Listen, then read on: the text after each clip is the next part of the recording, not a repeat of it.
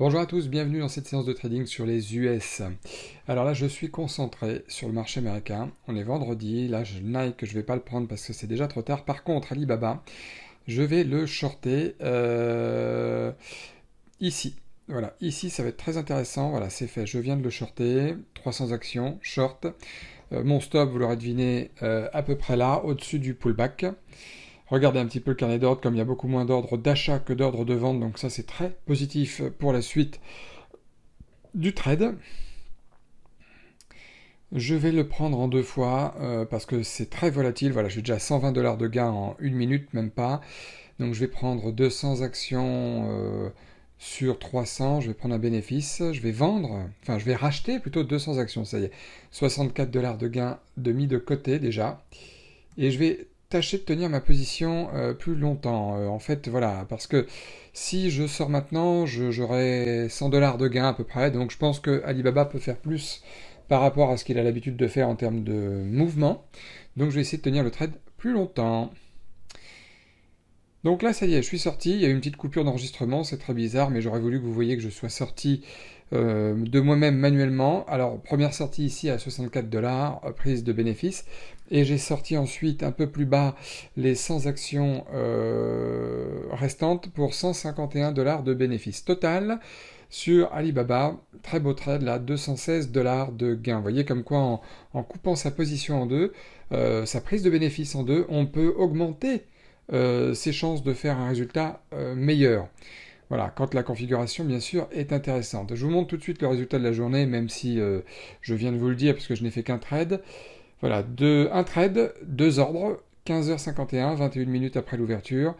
Donc ça, c'est très très bien. Total, donc comme je viens de le dire, bah voilà, 216 $ pour aujourd'hui, toujours sur le même compte réel. Et alors attendez bien, je vais vous montrer après pourquoi j'ai shorté Alibaba et quelle est la leçon importante aujourd'hui à retenir sur un titre comme celui-ci qui est très baissier depuis plusieurs mois. Alors, on va y aller.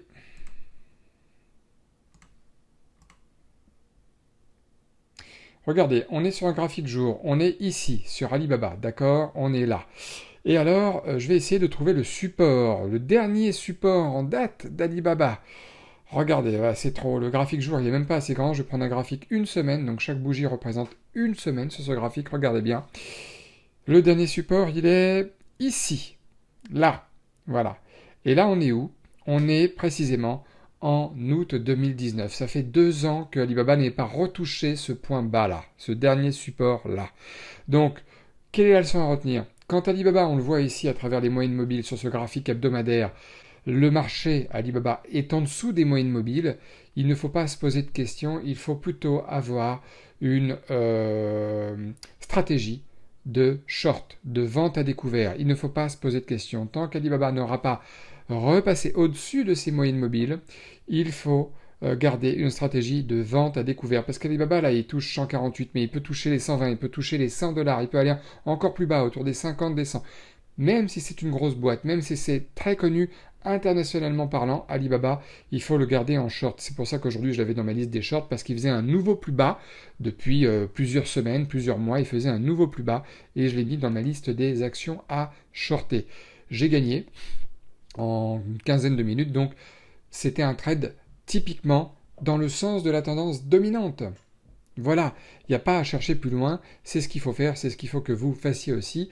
En tout cas, quand vous tradez les actions US, c'est ma stratégie à moi. Il y a d'autres stratégies qui sont utilisables au quotidien, mais c'est une des stratégies qui marche le mieux, de suivre la tendance dominante, de trouver un point peu risqué pour l'achat ou pour la vente, comme là Alibaba, et ensuite de gérer sa position, et hop, on fait un gain ou deux, parfois des fois je fais plusieurs trades dans la journée, là j'en ai fait qu'un seul.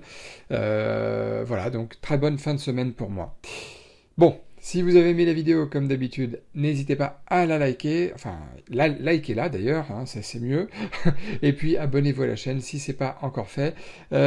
Pour ceux qui m'envoient des mails pour avoir un rendez-vous téléphonique avec moi pour la formation, aucun souci, mais je vous envoie des mails aussi, ou Jennifer, ou d'autres personnes, on vous envoie des mails, n'hésitez pas à regarder dans vos spams, parce que parfois ils atterrissent dans vos spams.